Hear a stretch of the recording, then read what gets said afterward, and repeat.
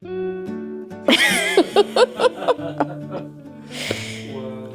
that on video. I don't know how to deal with the traffic or the roads being dug up. I'm not nearly as kind to them as you are. You had a very strange expression on your face just now when you said that.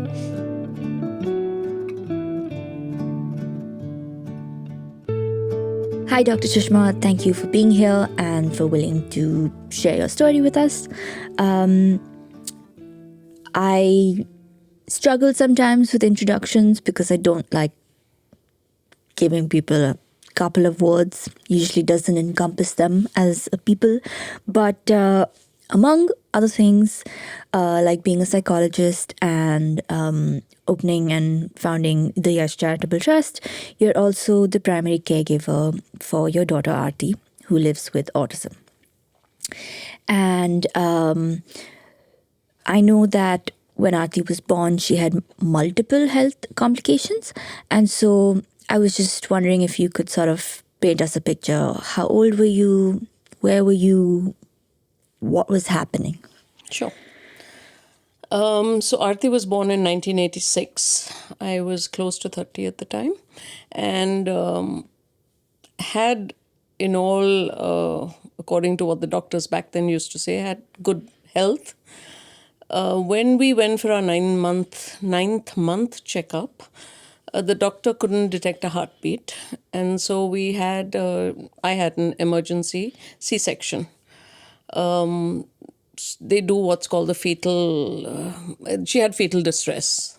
She was born 1.6 kilos at birth.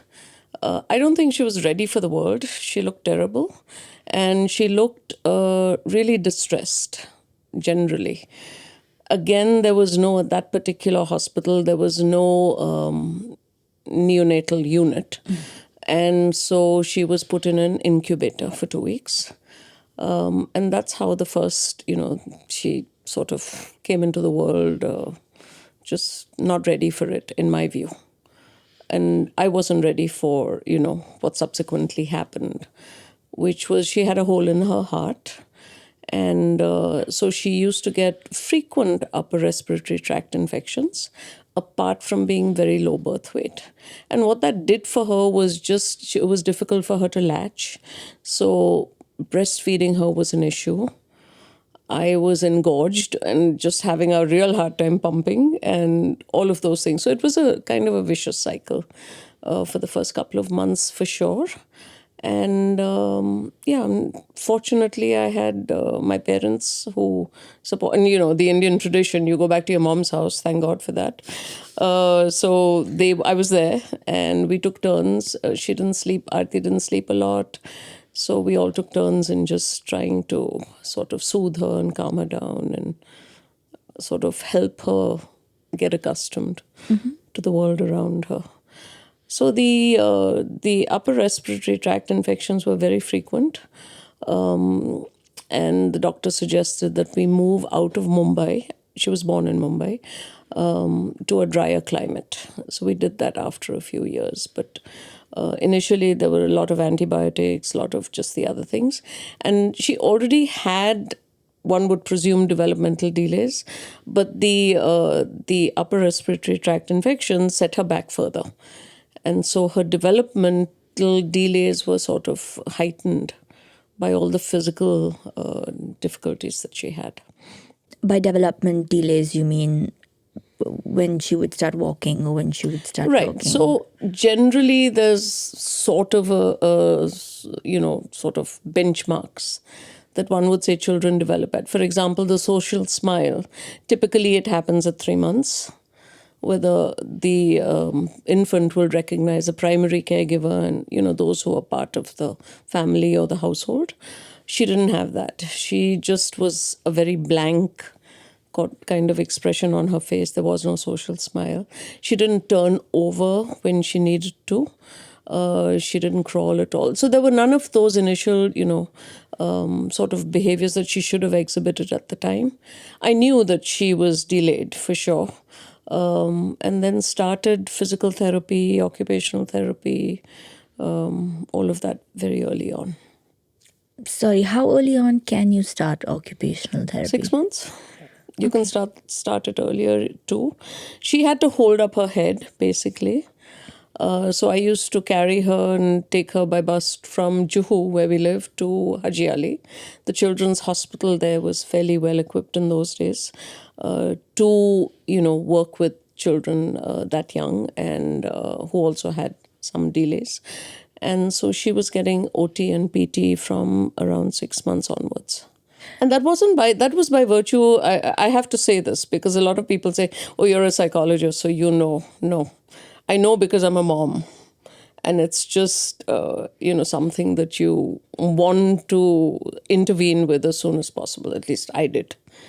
And it was a mom in me that told me that, yeah, we need to do something, about it. Yeah.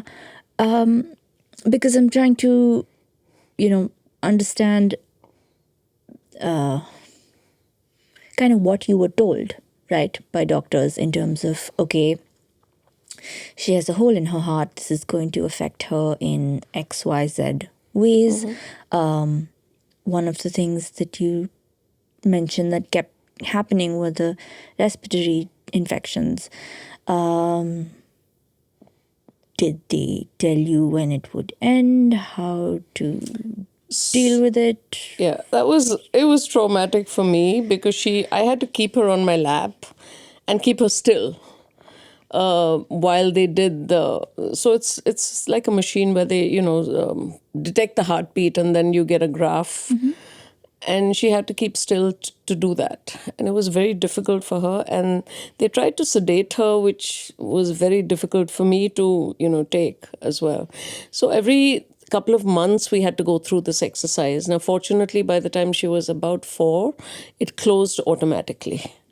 Which was great. We didn't have to do any surgical interventions. But it had still set her back further than what she might have been earlier. That also impacted her growth, as in ability to put on weight and all of those things that would help her become healthier. But it's part of her life and our life, yeah. And it's just something one had to do. So you said that you moved back to your mom's house.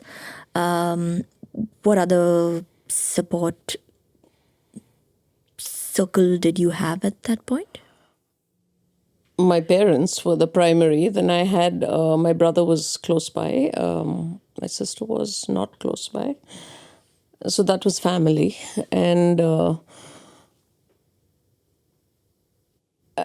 in a way, Aarti has a cousin who's very close in age, Ashaita. My brother and his family were right there, and we were sort of, 2 babies, and both of them have grown up together pretty much. But it was nice also in a way to compare notes, because Asheta was typically developing infant, of course, and Aarti was delayed. So for me, that was also a way to say, hey, this is, we need to get her up to speed kind of a thing in whatever way we can help with development. And so it was a good thing to have family so close by. Then, of course, friends and, everyone else. It was very important. You mentioned that her dad was away. So Aarti's dad was in the Merchant Navy. He's no longer with us. He passed away a couple of years ago. He was away working in the Merchant Navy for long periods of time.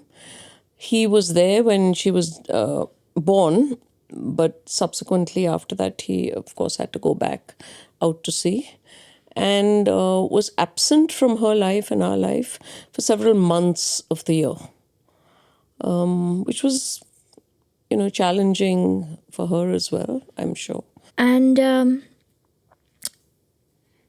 I mean, it seems now that you're able to, maybe you were even back then, but, take your niece as a reference point to try and understand what's going on. All of this sounds very rational. I was just wondering if you could tell us a little bit maybe about what you were feeling. Also, sometimes I may be a very rational person, but my mom may not, and like you said, we're an Indian family, everyone's living together. It's great in a sense because you have a lot of support and, everyone's there for you. Then it also means that everyone has their opinions on things. So can you tell us a little bit about that? So in those days, when children or when infants cried, you gave them medication for the colic. And it was something that was traditionally done, but that the doctors didn't recommend. And so that became, a bone of contention between parents and myself. Doctors didn't want her massaged. My mom and dad were both of the opinion that she needs a massage. And so again, follow the doctor. But that's true even now, is whether one follows the doctor or follows, what's tradition. So those kinds of things always caused a little bit of conflict. But at the end of the day, it was more about, so is she developing? Is she, getting her health in order? Is she... that kind of thing. I got the staying with my parents, I got a lot of rest. Because we took turns because I had a C-section since it was an emergency. And so we took turns with, and everyone was tired, unfortunately. We didn't have a naming ceremony for almost 3 months, I want to say, because she was so unhealthy. So that got pushed back, and then, that special day got sort of relegated to the background. But that was okay. That was okay because it was important to get her healthy first. I didn't really... I was happy that she lived. So there was no... a lot of parents have when they have special children. It's like, why me? What have I done? Karma. And you'll hear stories like that as well. But it was never that. It was more about, okay, this is what we have. This is who she is. We're going to love her no matter what. And we accept and move on. So that feeling of grieving, and now when I consult with families, do often, say that we need to give ourselves permission to grieve. This is no fault of anybody's. And fortunately, we're from an educated family where nobody was blaming me for it. We needed to sort of move on together as a family. And I am very pragmatic by nature and look at more about, okay, what can I do? More than sort of immersing myself in the grief. And that's been sort of something that's borne good fruit, if I may say that. It's helped along the way. Because having a child, an infant, and then a child and a grown-up with autism is a challenge, depending on how one looks at it. It is also a reason to question ourselves about who we are as people in terms of, because the autistic mind is so fascinating. Aarti's mind, it really fascinates me a lot of time. I mean, very often, and all the various people that I work with, because it's so different. The worldview is so different. So that really helped. I mean, being able to sort of say, okay, it's time to do what we can do to support her, to lead a quality of life that anyone would aspire to do. So that kind of helped. Yeah, because I feel like when you're in a firefighting position, sometimes it's easier to sort of go and do. And then when we slow down, we have time to wonder, think. You maybe had an idea in your mind as to what kind of life what your family would look like, what your relationship with your daughter, whomever she turns out to be, may look like. And while you have to take care of her physical health and all of those things, there's a lot to do. and to make sure that happens. At some point, that sort of settles, I would imagine, and you would have room for the other kinds of thoughts. And I was wondering if you had them and what they were. Life happens, and I believe that we have some level of control over what happens, but largely we don't. And when it happens, we just have to take it as it comes. And that's always been my sort of philosophy, if you will. But if we stand back, and I choose to do that, I step back a little bit, and I don't question, but I step back a little bit and look to the universe for answers, and they come. It happens. So my favorite thing to do is to walk on the beach and just ponder questions like you're mentioning. More in terms of, okay, so what is the trajectory for us right now? Where are we right now? What do I need to do, or what needs to happen? Those kinds of things. And the answers really come. And those work, or one attempts to make them work and move forward. And it's, I give myself a lot of permission to make mistakes. There's never a situation when, oh man, that was so. Yeah, there is a situation like, that's so dumb. Why did you do that? Often. Or, that situation, I didn't have to get angry, but I did. And I allow myself to do that and not condone it, because I'm a human, I'm a parent. There are challenges. There's always that question of, will she be okay after me? And yes, she will. But at the same time, when I have negative thoughts and negative emotions and stuff like that, it's okay. It's absolutely okay. And you move on. I reflect as to what was it? What was that precursor to the anger with her at times? What was the precursor to feeling negative about what she's doing? And try and, be more reflective about it as it happens. And allow myself to be okay. I'm not the perfect parent. I'm not. I'm not the perfect human being. But I am me. And I'm absolutely comfortable in that. How did you get there? Some of it had to do with the deep study of yoga. Okay. Some of it had to do with many months spent in the mountains, where you get a sense of the universe, larger sense of the universe, and where you realize how little you are. I think it's a combination of all of these things. And it's a combination also of wanting to be alone sometimes and not being uncomfortable with it. It's a sense of just being, which I enjoy, really enjoy. And as I said, walking for me helps me put problems into perspective, so the problems are not overwhelming. But if I find myself like constantly on the go and needing to go, I take a mental health break and go off to the mountains. And the phone doesn't work, which is perfect. The universe will take care of Aarti, universe and the family, but but she'll be taken care of. I have done what I can, and just take a break and rejuvenate and re-energize and come back.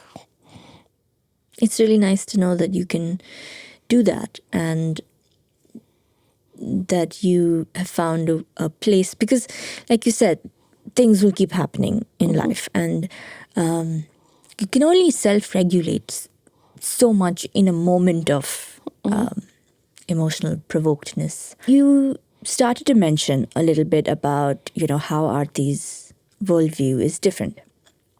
And I was wondering a couple of things. One is, what level of insight do you think she has in terms of what is going on?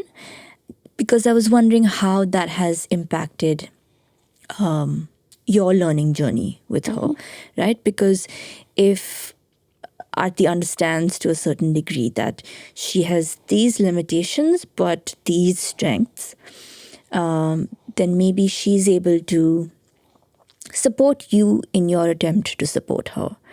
And if, say, she has no insight, then maybe it's a little harder.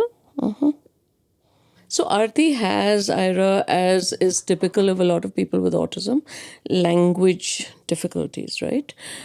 So expressive language as well as receptive language is difficult. Expressive language is the way you speak, what you say. I mean, the way you express Express yourself. yourself. Yeah, what you say, it can be even body language and just gestures and so on. Receptive language is what you understand from what other people say to you. And so typically, within the autism spectrum, this is known to be a challenge for a lot of people. Aarti has these challenges too. And so it's very hard to ascertain what insight, coming back to the whole thing of insight, she has.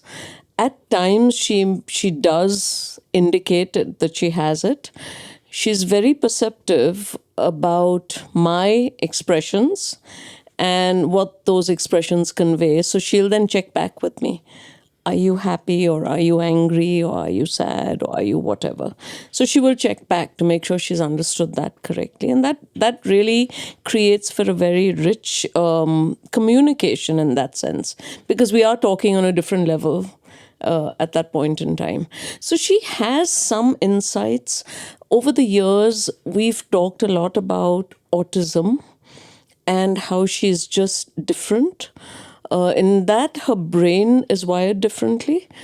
And so she gets that. She understands that and these days, her new thing is listening to aeroplane engines. And so she's started doing that for long periods. And she'll find on her iPad different types of jets and, I don't know, warplanes or whatever it is. I stay away from it. But she likes to compare the sounds, and she listens to the nuances. Sometimes she'll tell me when there's a aeroplane passing over our house, that's an indigo, that's a jet. And I'm like, no. And then I look out of the window and it is. And I don't know how she knows that, but she's very attuned to that right now. So her insight is that she is very sensitive to the universe auditorily, hearing the universe. And she knows that. That is the same thing is true of music for her. She's very perceptive about music and what it does for her. Whenever she's not feeling in a good mood, or whether she's sad, or she listens to particular kinds of music. And that is, for her, that is her go-to, which is great, because that's a skill that she's going to, have, and it's going to serve her well for life. So those are the kinds of insights that she has. She's very insightful about when people like her and people who don't, or don't accept her for who she is. Again, it's her behavior then that changes. She'll ignore people that obviously don't want to have anything to do with her, which happens. And it happens quite a bit. But as far as her challenges in other ways go, she knows that she needs help and she asks for it, to the danger of just a learned helplessness kind of a thing, of I need help no matter what, which again, we have arguments about that. So she's got that level of insight. Now, that is, it's not at a higher intellectual level as such, but day-to-day life, those kinds of things she does. I guess the conversation with your mom about clean your room will always be the conversation with your mom about clean your room. I know that you all shifted to the States for a while, and I was wondering whether, what that was like, whether maybe the infrastructure for disability was better, I don't know, but the social support wasn't there, or maybe even the infrastructure was not so great. I don't know. So we moved to the US because our green cards came through. I was very happy here at the time. I didn't want to go at all. It was a fight in my mind, in my heart. is this really the best thing? Because, apart from Aarti and her younger sister Divya, and apart from all the rest of it, I was very happy doing what I was doing, which was working with families, as well as a psychologist, but also, writing for the newspapers about the disability sector. The pressure that I felt, my husband, we were still married then, and my husband 100% wanted to go. It was almost to the point of, if you don't come, I'm going anyway, and then we'll see what happens. So I said, okay, Papa, I'll be the good wife and I'll follow. The question was always, people kept saying it's going to be a better situation for her. She's going to have more opportunities. She's going to be better. She's going to, and some people, of course, although autism can't be cured, they're going to say they're going to find a cure and this and that and the other. So the guilt crept in, right? If I choose to stay here, we can manage fine without Atul because half the time he's not there anyway. Will I be depriving my children? That was the guilt. And so because there was so much pressure from everyone else, we went. I hated it. The other piece of it, and Atul had a job, but it was not a very well-paying job. By then I had a master's in clinical psychology and had been working for a couple of years. But my master's wasn't recognized. So when we got there, I had to either choose to work in like a place like Walmart or something like that, or then to get myself an advanced degree. And I chose to do the latter. Fortunately, my grades had been good, etc., etc. So I was able to get another degree and it was paid for by working on campus. I had to travel 100 miles every day from the house to the university, attend classes, and then work. So to get it paid for, because we didn't, there wasn't enough money for that as well as everything else. So that was, 2.5 years of doing that. And the children had to then go to school.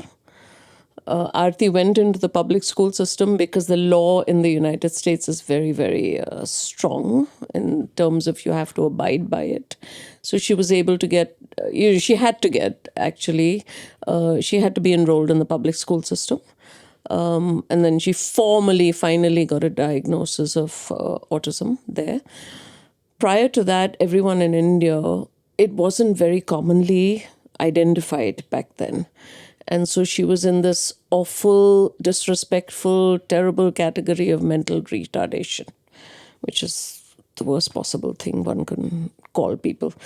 So anyway, she was in the public school system in a regular school with a special class where she had most of her academics. Divya had to go because she was just not ready for this cultural shift. We had to enroll her in a small private school. So she went there because the class sizes were small. And being a sibling of an older sister with autism has its own challenges. And so she was in those days, very, very shy, very reticent about talking, very bright, but just, very shy. And I traveled. And so all of this definitely was a challenge. And how did Aarti take that? She was very happy to be around people. So she got into, in fact, she was the first one amongst us to imbibe the accent. She was able to fit in very well, actually. But it was also, there was a lot of cultural differences even then. So school lunches were always a problem. Tetra packs of cold milk and things like that, which is part of school lunch. She's never had it in her life. Fruit was mandatory. She hates fruit. She hates squishy anything. So she had sensory challenges with that. Those kinds of things were frequent challenges for her. But she was in a public school and she needed to do what other kids were doing. And so we just let it be, dealt with it. It seems like, as things came up, there was a teaching, learning process for Aarti, and then I guess for you as well. I don't know. I'm wondering, considering she also has a younger sister, there's the whole dynamic of, I don't know, like stigma and what other people and other kids are saying, feeling protective, but not really fully understanding what's going on either because you're 10 yourself. What do you think was the most challenging part, and what do you think was the most helpful thing in those challenges? So if I had to think back and do things differently as the kids were growing up, one of the things that, and again, I mean, this is just the way it was, is siblings of kids, and Divya particularly, as being a sibling of an older sister with autism, she should have had more support. And I would have liked to have given her more support. Now, the challenge with that was, balancing out Aarti's needs, which are significant, and then what Divya needs, was then trying to spend time alone with Divya, without Aarti there, so that Divya gets a little bit more of the parent-child relationship, whatever, just special time. That's what I think, and also paying more attention to the sibling aspect of having a person with a disability in the family. I think that is something that one really needs to think about, and I would have probably done it a little differently if I think back. And, she's grown up fine. She's an independent young woman and brilliant, and I know she'll always be there for Aarti and all the rest of it. But thinking back, I think those must have been really difficult years for her. And I remember particular times. So my sister is in the US and has been there for several years. And oftentimes she used to take both of them home with her to spend a few days or weeks or something like that. And then she would enroll them in summer camp or whatever that was. And oftentimes children were mean to Aarti. And that is something that Divya couldn't really tolerate. And I know there have been times when she's come home crying, saying, Aarti shouldn't be going there, and you're not going to take her there. I'm not going to take her there, all that kind of thing. It was really hard for her. And so being able to sort of navigate those things, I think, really needs proactively is something that I would have liked to have seen different if things were, could have been controlled. But that is really an important piece of it that I think somehow we missed out on. And it's hard. It has to be hard. Although her friends who came home were very accepting of Aarti and all that. And Aarti never had friends growing up. Now she does because of the NGO and everything else. But those days must have been difficult even for Divya to try and, involve her. And of course, there was the pressure from me, like, Divya, take your sister with you, kind of a thing, which is not always the best thing. I mean, Divya needs time to herself. So finding that balance sometimes can be extremely tricky. And I made mistakes, and it's okay. Yeah, I'm wondering what your life looked like in all of this. Your friends and social life. Sure. So the move back has been great. It's been, and I wanted to say exciting, because there's a lot more that we can do now. There's a lot more quality of life for me as well as for Aarti.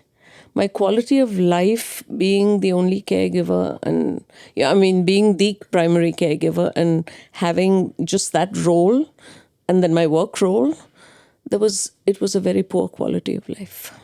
There was very little time for the me part of it.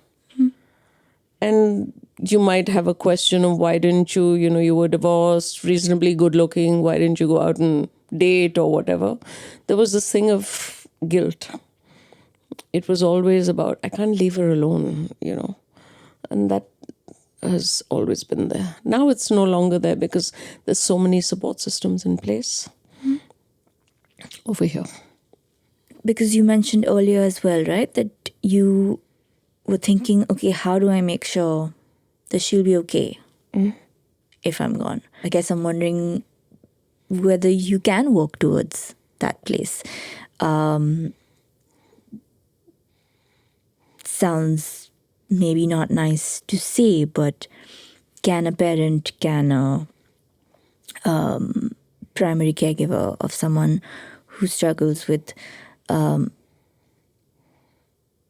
autism, I know it's a spectrum, but autism, have a life beyond it? For the people who may be feeling in this moment that that seems to be all that they are doing, right? From what you've said, you've set up a system in which Aarti has some amount of support, and there is some amount of time where you can be like, my phone is on airplane mode, I'm going into the mountains, and I have a life. So at this point, what does care for Aarti look like, balanced out with care for yourself? What does that balance look like? So one of the things that has often been on our radar is this whole notion that death is a part of life. And from very early on, I've never shied away from taking Aarti to a funeral, or, somebody close to us has passed away, or we were in the US when my mother passed away, who Aarti was very, very close to. So we both cried on each other's shoulders and, just sort of held each other through that whole process. So she's very aware, I think, that this is going to be, in the normal scheme of things, this is what's going to happen. My mother's going to leave me.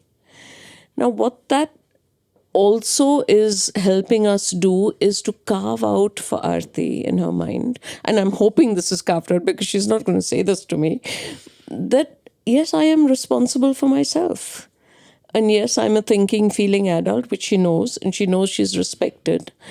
And I can be in charge of my life. And this is where I want her to be, and I think she's getting there. So she's a large part of her day-to-day life she does take charge of. Unfortunately, for example, she's on a keto diet because of her physical health, diabetes. But she's able to make choices within that keto realm.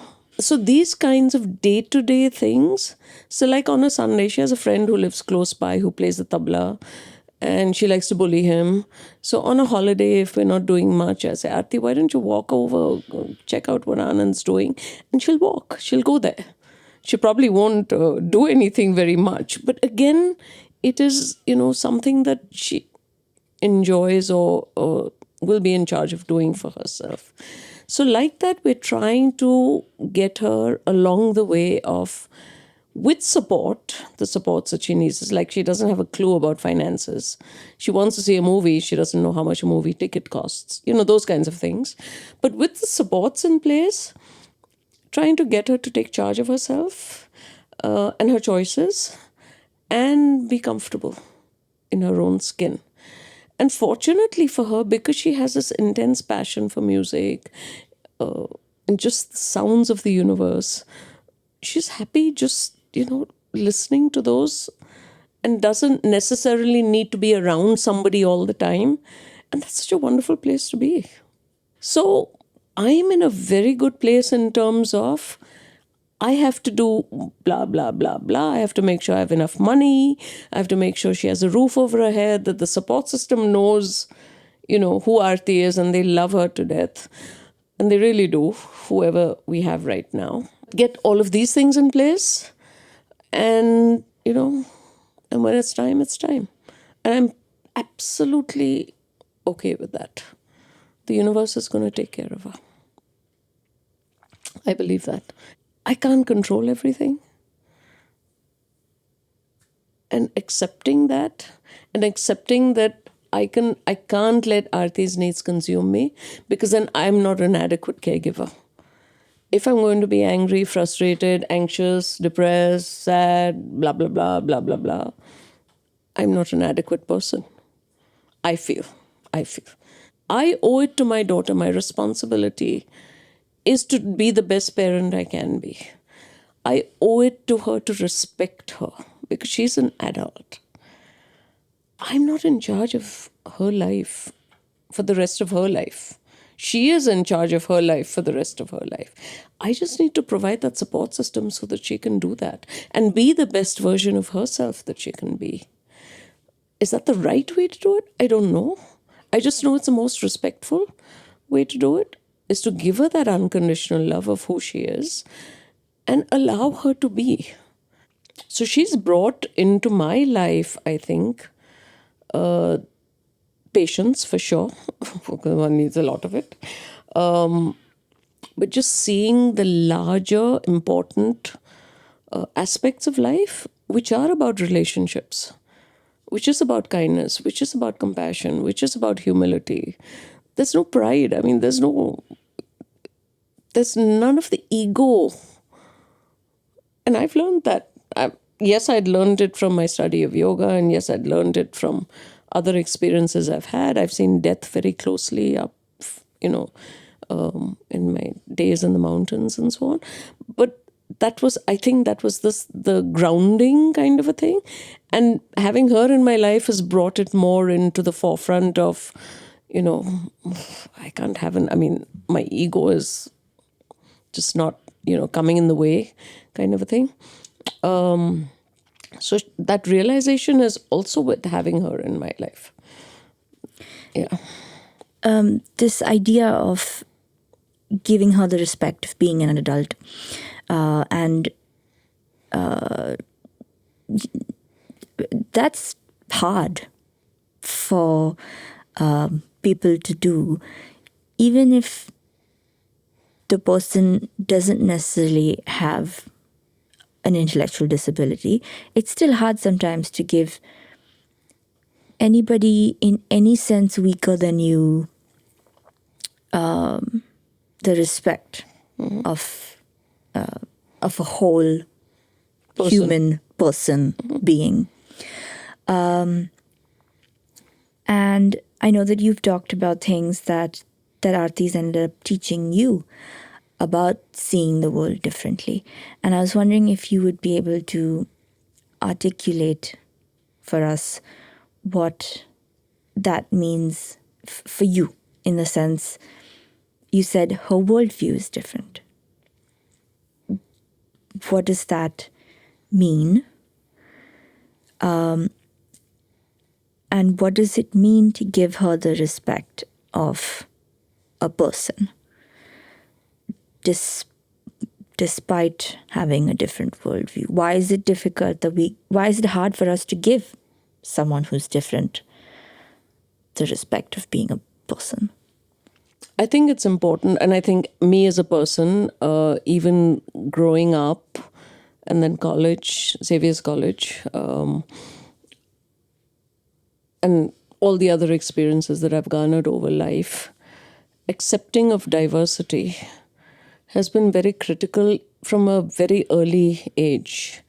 I still remember, and this is a long time ago, when my grandmother used to, call the cobbler, the mochi or the bhajiwali or whoever it was, to the door and give them prasad or whatever. But she'd give it to them from up here, and they were supposed to take it from down there. And it was like she'd drop it into their hands, didn't want to touch them. If they asked for a glass of water, there was a special, different, lota, whatever that was there, that was only theirs, and she'd put it on the floor. It used to make me really angry back then when I was a kid as to why is she treating them. There was an obvious difference. Why is she treating them like this? And that sense of social justice, if you will, was imbibed very early on. And then in college, Xavier's also was, back in the day and maybe even now, but used to be, there was a lot of these experiences that created the sense of everyone is equal. We need to be accepting of everyone's differences from very early on. And that's always been part of my belief system and my values. And so it's been a natural progression, even with having a child with a difference, of accepting of that diversity and accepting of that person of who he or she is. And that's driven a lot of the further thinking about, then if we're accepting, then they deserve the respect that anyone else would give, and we need to do that. And so it's just part of, I don't know if this makes sense, but it's part of that internal persona of so many years. And that's the only way to be. There isn't room for putting someone down. There isn't room, in my life at least, for not being respectful of differences or a diverse viewpoint. It's okay, we can agree to disagree. That's fine. One of the things that I keep getting stuck on is, and I'm genuinely just wondering how this is meant to happen. I feel like I didn't have a lot of exposure to children and people with disabilities while I was growing up. And so I'm always a little bit worried that I don't want to be patronizing, but I don't want to be insensitive either. And I'm not entirely sure how I should be. And in the past couple of years, I've had some more number of interactions. And I cannot deny that it takes more effort from me to invest in forming a relationship with someone who has a disability, because they're different and I'm used to something else. And if I had to just look at myself, I'm barely able to keep the 5 friends that I have, because I am doing so many, or trying to do so many things with my life, that I'm just about being able to invest in the relationships that I already have. And if you asked me to go out there and make friends with more people, and if those people had an intellectual disability, and it would take me that much longer to get to know them. I can't tell you respect this person, because you should respect people. When you get to know someone, I mean, you can give a standard level of respect to every human being, but to form a genuine connection with someone and a relationship with someone, whether they have a disorder or not, disability or not, you have to put in some amount and get some amount. And I was just wondering how in the world, with everybody's chaotic lives, this would ever be able to happen. Because how will I find love? And how will I find close friends? Do I only make friends with people who also have a disability? Is that maybe sometimes way harder to do, because both people are not really being able to talk to each other in a way that the other person understands? And I was just like, this is really sad on some level, because everyone deserves friends and love. And right now, in the ridiculously fast-paced world that we live in, you may not have an intellectual disability, you might still not have any friends. And then the only thing that came to my mind was education, and start when they're born. But I was wondering your thoughts on it, because acceptance, theoretically thinking about these things, is one level. If I just don't have the money and I have to do this, and it's easier to put a screen in front of the child, then that's what I gotta do to survive. But then I'm not necessarily being able to create the most supportive environment that I can for my child. But I'm stuck.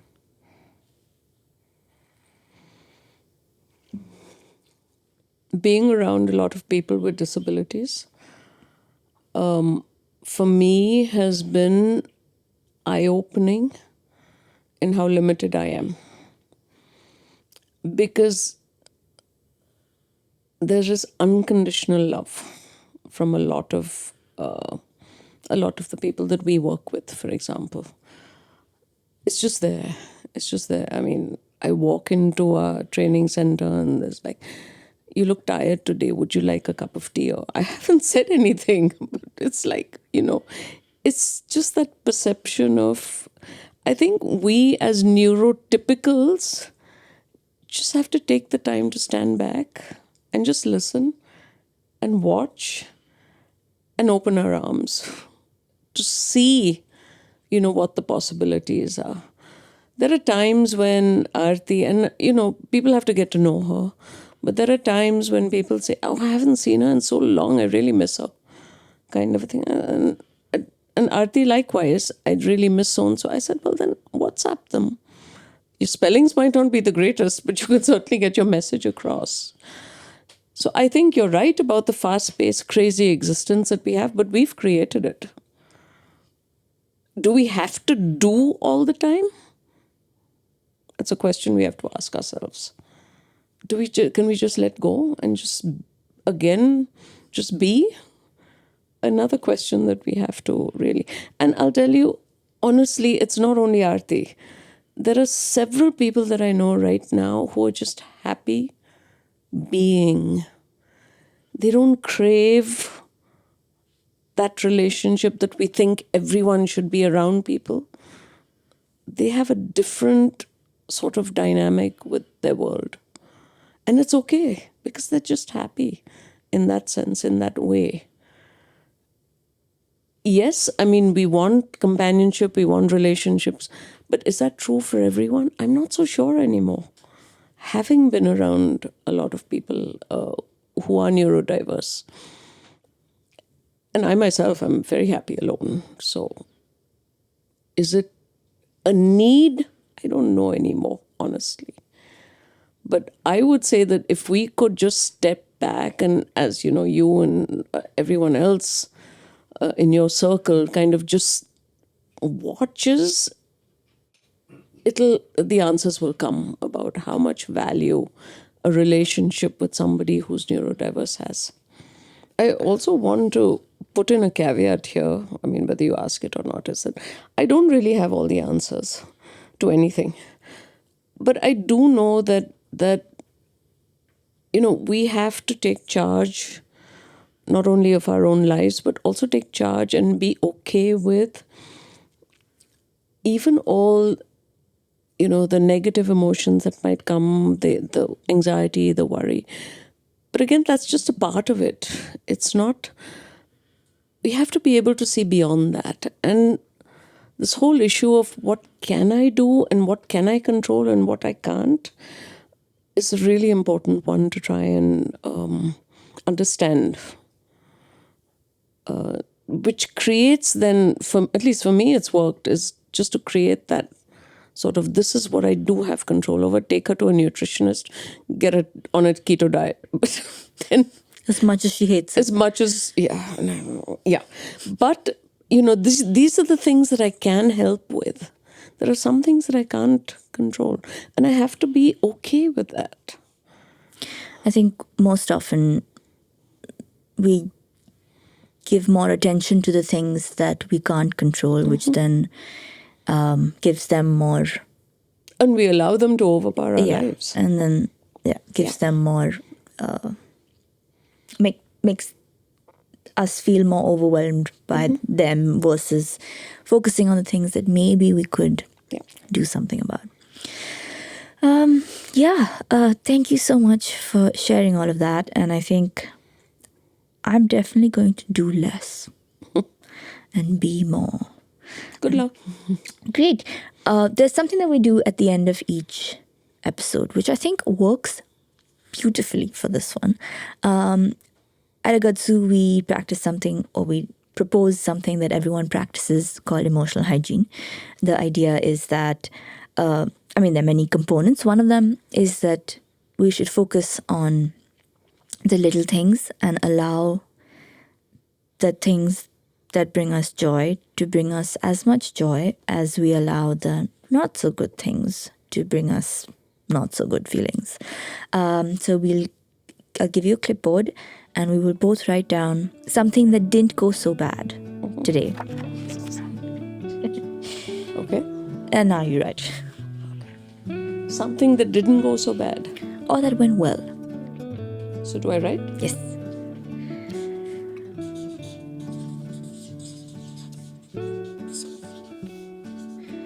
My telephone earrings and vada pav. So mine is a long one. That's okay. I was able to talk to the crow. Oh. Keep it drink. Water. Which window? Your window? Normally I don't have time to do it. Oh. That's nice. That means you managed to slow down this morning. I did. Great. Thank you so much. Thank you. Thank you for watching The Curious Case Off with me. In the description below, there will be links, further reading, summaries, guidelines, resources, everything that we could find and put together that we think you might find helpful. Just to reiterate that everything that is said in the episode as well as in the resources below should not be used to self-diagnose. If you have any questions or queries, please reach out to a mental health professional who is qualified. And if you like the episode, then like, share and subscribe to Agatsu Foundation, our YouTube channel. And if you want to know anything more about the organization, then you can find out at www.agatsufoundation.org.